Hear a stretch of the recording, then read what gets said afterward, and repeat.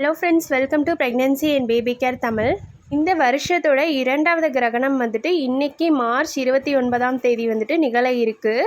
இப்போ தான் மார்ச் 14 வந்துட்டு இந்த வருடத்துடைய முதல் கிரகணம் சந்திர கிரகணம் நிகழ்ந்து முடிஞ்சுது. இப்போ வரக்கூடியது இன்றைக்கி நடக்கக்கூடியது என்னன்னு பார்த்தீங்கன்னா சூரிய கிரகணம்.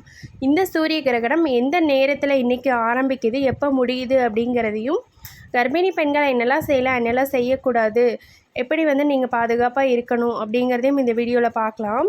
இந்தியாவில் இந்த கிரகணம் தெரியுமா, நம்மளால் பார்க்க முடியுமா அப்படிங்கிறதையும் இந்த வீடியோவில் பார்க்கலாம். வீடியோ ஃபுல்லாக ஸ்கிப் பண்ணாமல் முழுமையாக பாருங்கள். அப்போ தான் நான் என்ன சொல்கிறேன் அப்படிங்கிறது வந்துட்டு உங்களுக்கு தெரியும். நம்ம சேனல் இப்போ தான் ஃபஸ்ட் டைம் பார்க்குறீங்க அப்படின்னா மறக்காமல் சப்ஸ்கிரைப் பண்ணிவிட்டு பாருங்கள். அப்போ தான் நான் போடுற வீடியோஸ்லாம் உங்களுக்கு நோட்டிஃபிகேஷனில் வரும். இந்த மாதிரி வீடியோஸ் மட்டுமல்ல, ப்ரெக்னென்சி ரிலேட்டட் வீடியோஸும் போடுவேன். மறக்காமல் சப்ஸ்கிரைப் பண்ணிக்கோங்க. வாங்க வீடியோக்குள்ளே போகலாம். ஃபஸ்ட்டு சூரிய கிரகணம்னா என்ன அப்படிங்கிறத பற்றி பார்த்துடலாம். சூரிய கிரகணம்னா சூரியன், பூமி, சந்திரன் இது மூன்றும் வந்துட்டு ஒரே நேர்கோட்டில் வரும்போது நிலா வந்துட்டு சூரியனை வந்துட்டு ஒரு பகுதியாக இல்லை முழுமையாக மறைச்சிக்குது. அதோட நிழல் வந்துட்டு சூரியன் மேலே படுறதுனால இந்த சூரிய கிரகணம் வந்துட்டு ஏற்படுது. இந்த சூரிய கிரகணம் வந்துட்டு இன்னைக்கு மார்ச் 29 சனிக்கிழமை, இன்னைக்கு அமாவாசை நாளன்று பிற்பகல் 2:20 தொடங்கி மாலை 6:13 வரை வந்துட்டு இந்த சூரிய கிரகணம் நிகழும். அதாவது இன்றைக்கி மார்ச் 29 வந்துட்டு சனிக்கிழமை மதியானம் 2:20 தொடங்கி மாலை சாயந்தரம் 6:13 வரை வந்துட்டு இந்த கிரகணம் நிகழும். மொத்தம் வந்துட்டு 4 மணி நேரங்கள் இந்த கிரகணம் நிகழும். இந்த கிரகணம் நிகழும் போது கர்ப்பிணி பெண்கள், வயதானவர்கள், குழந்தைகள், நோயாளிகள் எல்லாருமே வந்துட்டு கொஞ்சம் பாதுகாப்பாக இருக்கணும். ஏன் அப்படின்னா முக்கியமாக கர்ப்பிணி பெண்கள் ரொம்ப பாதுகாப்பாக இருக்கணும். ஏன்னா வந்துட்டு அவங்களுக்குள்ள இன்னொரு உயிர் வளருது இல்லையா, அதனால் கர்ப்பிணி பெண்கள் ரொம்ப பாதுகாப்பாக இருக்கணும். கர்ப்பிணி பெண்கள் கிரகண நேரத்தப்போ செய்யக்கூடாத விஷயங்கள்ன்ட்டு ஒரு சில விஷயங்கள்லாம் இருக்குது. அது என்னன்னு பார்த்தரலாம். ஃபஸ்ட்டு என்ன அப்படின்னா, கர்ப்பிணி பெண்கள் கிரகண நேரத்தப்போ வெளியே போகிறத வந்துட்டு கொஞ்சம் அவாய்ட் பண்ணிக்கிறது நல்லது. ஏன் அப்படின்னா கிரகண நேரத்தப்போ வந்துட்டு கதிர்வீச்சோட தாக்கம் வந்துட்டு அதிகமாக இருக்கும். அது மட்டும் இல்லாமல் எதிர்மறை ஆற்றலும் அதிகமாக இருக்கும், நெகட்டிவ் எனர்ஜி. அதனால் வெளியே போகிறத அவாய்ட் பண்ணிக்கணும். நார்மலாகவே வந்துட்டு வெயில் அடிக்குது, கிரகணம் மதிய நேரத்தில் ஸ்டார்ட் ஆகுது. அதனால் வந்துட்டு கிரகண நேரத்தப்போ வெயில் வந்துட்டு அதிகமாக இருக்கும் தாக்கம். அதனால் வெளியே போகிறத மேக்ஸிமம் வந்துட்டு அவாய்ட் பண்ணிக்கோங்க. சப்போஸ் ஏதாவது எமர்ஜென்சி கண்டிப்பாக போயே ஆகணும் மெயின் அப்படின்னு சொல்லி இருந்தீங்கன்னா தாராளமாக போகலாம். மித்தபடி வந்துட்டு அவாய்ட் பண்ணிக்கோங்க. அடுத்து கர்ப்பிணி பெண்களை என்ன செய்யக்கூடாது அப்படின்னு பார்த்தீங்கன்னா, கிரகண நேரத்தப்போ கூர்மையான ஷார்ப்பான பொருட்கள்லாம் வந்துட்டு யூஸ் பண்ணாதீங்க. கத்தி, கத்திரிக்கோல், ஊசி இதெல்லாம் வந்துட்டு யூஸ் பண்ணாதீங்க அந்த கிரகண நேரத்தப்போ மட்டும். ஏன் அப்படின்னா நான் ஏற்கனவே சொன்ன மாதிரி நெகட்டிவ் எனர்ஜி, எதிர்மறை ஆற்றல் வந்துட்டு அதிகமாக இருக்கும். அதனால தான் கத்தி வச்சு காய்கறிகள், பழங்கள், பெரிய பழங்கள் இது மாதிரிலாம் கட் பண்ணுறது இதெல்லாம் வந்துட்டு இந்த கிரகண நேரத்தப்போ மட்டும் கொஞ்சம் அவாய்ட் பண்ணிக்கோங்க. அப்புறம் ஊசி நூல் வச்சு தைக்கிறது, பூ கோக்கிறது, அப்புறம் வந்துட்டு தையல் மிஷினில் தைக்கிறது இதெல்லாம் அந்த கிரகண நேரத்தப்போ மட்டும் கொஞ்சம் அவாய்ட் பண்ணிக்கோங்க. அதுக்கப்புறம் வந்துட்டு கர்ப்பிணி பெண்கள் ஹெவியான ஒர்க்கெல்லாம் வந்துட்டு செய்யாதீங்க. வெயிட்டான பொருளை தூக்குறது கிரகண நேரத்தப்போ, ஒரு பொருளை இந்த பக்கத்துலேருந்து அந்த பக்கம் நகர்த்தி வைக்கிறது இதெல்லாம் வந்துட்டு கொஞ்சம் கிரகண நேரத்தப்போ மட்டும் பார்த்து செய்யுங்க. எதுவும் செய்யாதீங்க. முடிஞ்சளவு உங்களுடைய வேலைகள்லாம் வந்துட்டு அந்த கிரகணம் ஸ்டார்ட் ஆகிறதுக்கு முன்னாடியே வந்துட்டு முடிச்சு வச்சுருங்க. அப்புறம் ஒரு 4 மணி நேரம்தான், அந்த நேரத்தில் வந்துட்டு நீங்கள் ரெஸ்ட் எடுத்துக்கலாம், என்ன வேணால் பண்ணிக்கலாம். அதுக்கப்புறம் வந்துட்டு கர்ப்பிணி பெண்கள் கிரகண நேரத்தப்போ சாப்பிடும்போது, அதுக்கு முன்னாடியும் சாப்பிடும்போது முடிஞ்ச அளவு முன்னாடியே வந்துட்டு சாப்பிட்டு முடிச்சிருங்க.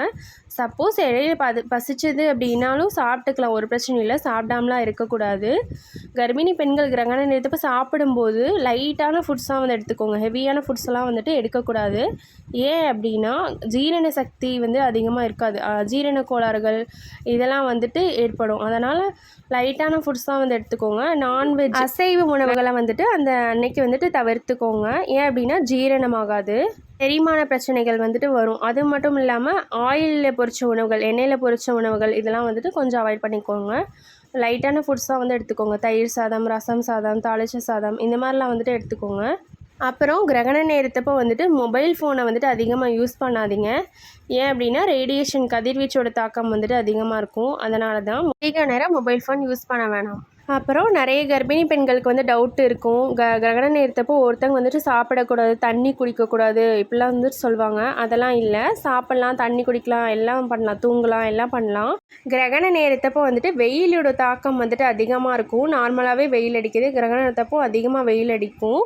அதனால் தண்ணி வந்துட்டு நிறைய குடிங்க. இளநீ, மோர், ஜூஸ், பழங்கள் இது மாதிரி வந்துட்டு நிறைய எடுத்துக்கோங்க, சாப்பிடுங்க. சாப்பிடாம மட்டும் யாரும் வந்து இருக்க வேணாம், சாப்பிடுங்க. சொன்ன மாதிரி லைட்டான ஃபுட்ஸாக எடுத்துக்கோங்க. ஏன் அப்படின்னா செரிமான பிரச்சனைகள் வந்துட்டு வரும். நிறைய பேருக்கு வந்துட்டு செரிக்காமல் வாமிட் வர சான்ஸ் இருக்குது, அந்த மாதிரிலாம் வந்துட்டு இருக்குது. அதனால் லைட்டான ஃபுட்ஸாக வந்து எடுத்துக்கோங்க. இந்த கிரகணம் வந்துட்டு இந்தியாவில் தெரியுமா அப்படின்னு கேட்டிங்கன்னா தெரியாது. ஆனாலும் அதோட தாக்கம் வந்துட்டு கண்டிப்பாக இருக்கும்.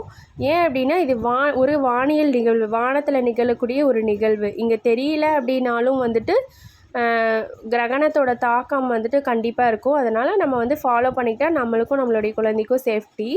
இந்த விஷயங்கள்லாம் வந்துட்டு சயின்டிஃபிக்கலி ப்ரூவ் ஆகலை, இருந்தாலும் வந்துட்டு நம்மளுடைய முன்னோர்கள், பாட்டி இவங்கெல்லாம் வந்துட்டு சொல்லியிருப்பாங்க. கிரகண நேரத்தப்போ கர்ப்பிணி பெண்கள் இதெல்லாம் செய்யக்கூடாது, இந்த விஷயங்கள்லாம் பண்ணக்கூடாது அப்படின்னு சொல்லியிருப்பாங்க. இந்த கொஞ்ச நேரம் மட்டும்தான் அதை ஃபாலோ பண்ணிவிட்டு நம்மளுக்கும் நம்மளுடைய குழந்தைக்கும் சேஃப்டி. அதுக்கப்புறம் வந்துட்டு நீங்கள் நார்மலாக எப்பயும் போல் ஃப்ரீயாக இருக்கலாம், எங்கே வேணால் போகலாம். அது மாதிரி ஏதாவது எமர்ஜென்சி டெலிவரி பெயின் வந்துருச்சு அந்த மாதிரிலாம் வந்துட்டு நீங்கள் தாராளமாக போய்க்கலாம். மித்தபடி வந்துட்டு அவாய்ட் பண்ணிக்கோங்க. செக்கப்பு, ஸ்கேனு அந்த மாதிரி இருந்துட்டால் வந்துட்டு செக்கப் நார்மலாக எல்லாம் மார்னிங் டைமில் தான் போவீங்க. அதனால் வந்துட்டு கிரகணம் மதியானம் ஸ்டார்ட் ஆகிறதுனால முன்னாடியே வந்துட்டு முடிச்சுட்டு வந்துடுங்க. சப்போஸ் ஸ்கேன் எடுக்கிற மாதிரி இருந்தால் உள்ளேயே உட்காந்துருங்க. வெளியே வெயிலில் வந்துட்டு அதிகமாக இருக்க வேணாம். கர்ப்பிணி பெண்கள், வயதானவர்கள், குழந்தைகள், நோயாளிகள் எல்லாமே வந்துட்டு கொஞ்சம் பாதுகாப்பாக இருங்க. இந்த வீடியோ உங்களுக்கு யூஸ்ஃபுல்லாக இருந்திருக்குன்னு நினைக்கிறேன். நம்ம சேனல் இப்போ தான் ஃபஸ்ட் டைம் பார்க்குறீங்க அப்படின்னா மறக்காமல் சப்ஸ்கிரைப் பண்ணிவிட்டு பாருங்கள். அப்போ தான் நான் போடுற வீடியோஸ்லாம் உங்களுக்கு நோட்டிஃபிகேஷன் வரும். இந்த மாதிரி வீடியோஸ் மட்டும் இல்லை, ப்ரெக்னென்சி ரிலேட்டட் வீடியோஸை போடுவேன். உங்களுக்கு ஏதாவது டவுட் இருந்துச்சுன்னா கீழே கமெண்ட் பாக்ஸில் கமெண்ட் பண்ணிங்க, கண்டிப்பாக நான் ரிப்ளை பண்ணுவேன். தேங்க்யூ.